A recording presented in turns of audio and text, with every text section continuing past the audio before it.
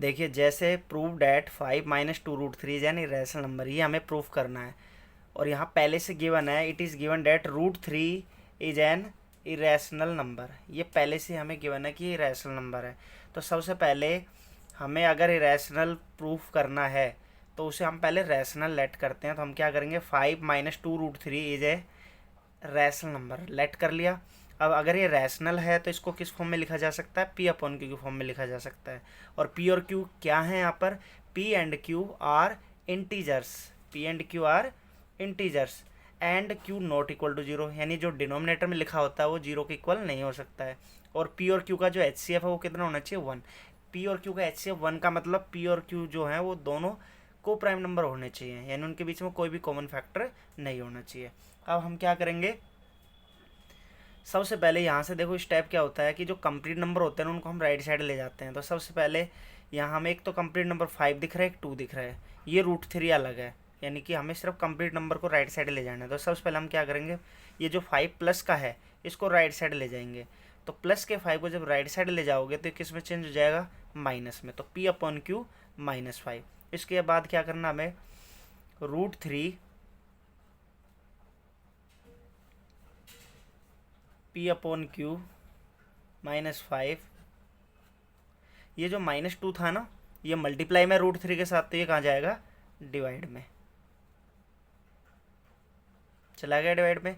अब क्या करना तुम्हें, ये देखो ये इंटीजर अपॉन इंटीजर है और इंटीजर में से 5 भी क्या इंटीजर है, तो इसका मतलब ये नंबर हमारा क्या है, इंटीजर। और यहाँ पर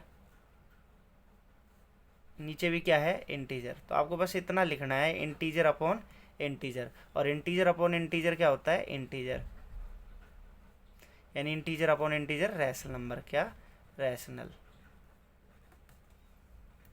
ठीक है। अब यहाँ से क्या है, √3 हमें पता है पहले से क्वेश्चन में क्या दे रखा है, √3 क्या दे रखा है हमें, इरेशनल। तो इसका मतलब √3 इरेशनल है और इसके अकॉर्डिंग क्या आ गया, रैशनल। तो अब हम क्या करेंगे, अब हमें √3 को क्या लिखना है, इरेशनल एंड इक्वल टू क्या लिखा हुआ है, रैशनल।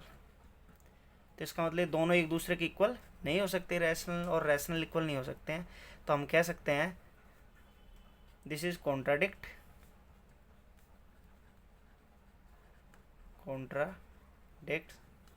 देयरफॉर 5 - 2√3 इज एन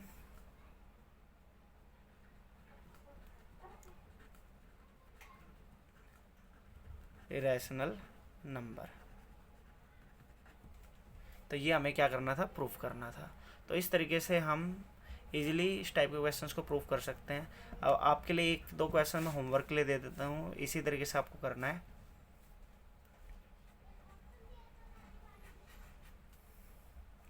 जैसे 2 + 3√5 एक क्वेश्चन, सेकेंड 3 - 5√2, थर्ड 2 - 3√3। ये 3 क्वेश्चंस हैं। एक क्वेश्चन और लिख लेते हैं, -4 + 2√5। ये 4 क्वेश्चंस हैं जो आपको होमवर्क में करने हैं। और मुझे कमेंट बॉक्स में बताना कि ये आप क्वेश्चंस कर पाए नहीं कर पाए। अगर नहीं कर पाते हो तो मैं इनको करवा दूंगा, लेकिन स्टेप यही रहेंगे जो अभी मैंने बताया है। यहाँ पर कुछ बच्चों को एक चीज़ दिक्कत आ सकती है कि ये इंटीजर अपॉन इंटीजर क्यों लिखा मैंने, तो इसके पीछे क्या लॉजिक है। तो हमें पता है कि जैसे P/Q -5 है, तो इसको सोल्व करेंगे तो ये एक तरीके से इंटीजर की फॉर्मेट है। कैसे, देखो इसको मैं थोड़ा सा अलग से, इतना लिख दोगे काफ़ी है, बट मैं अगर इसको एक्सप्लेन करूँ, P/Q -5 और अपॉन में -2, जैसे ये था। तो हम एल्शियम लेंगे, तो एल्शियम लेने के बाद में यहाँ ये बनता P - 5Q अपॉन में -2Q, ये फॉर्म आती। अब हमें पता है P क्या हमारा इंटीजर है, Q हमारा इंटीजर है। कैसे, क्योंकि हमने पहले P और Q को इंटीजर माना था। तो अब हमें पता है कि भाई P इंटीजर है, तो इसका मतलब इंटीजर -5 इंटू इंटीजर, ये फॉर्मेट आएगा। और अपॉन में क्या है, -2 इंटू इंटीजर। ठीक है। अब इसके बाद तुम्हें बताया इंटीजर में से इंटीजर जब माइनस करते हैं ना तो आंसर इंटीजर ही आता है, और नीचे इंटीजर की मल्टीप्लाई किससे हो रही है, -2 से, तो वो भी इंटीजर ही आएगा। तो इंटीजर अपॉन इंटीजर इस तरीके से लिखा गया है। तो आप इसको ये डायरेक्ट भी लिख देना, चल जाएगा ये। बट अगर आप कंप्लीट एक्सप्लेन करना तो ये 3 स्टेप और आपको करने पड़ेंगे। Thank you. और जो भी है ये 4 क्वेश्चन है ज़रूर करना, क्योंकि ये ध्यान रखना मैथ में प्रैक्टिस मोस्ट इम्पोर्टेंट है। अगर प्रैक्टिस नहीं करोगे तो फिर नहीं सीख पाओगे। तो ये चारों क्वेश्चन आपको इसी स्टेप बाय स्टेप प्रैक्टिस करना और कमेंट बॉक्स में बताना कि आप कर पाए या नहीं कर पाए। Thank you.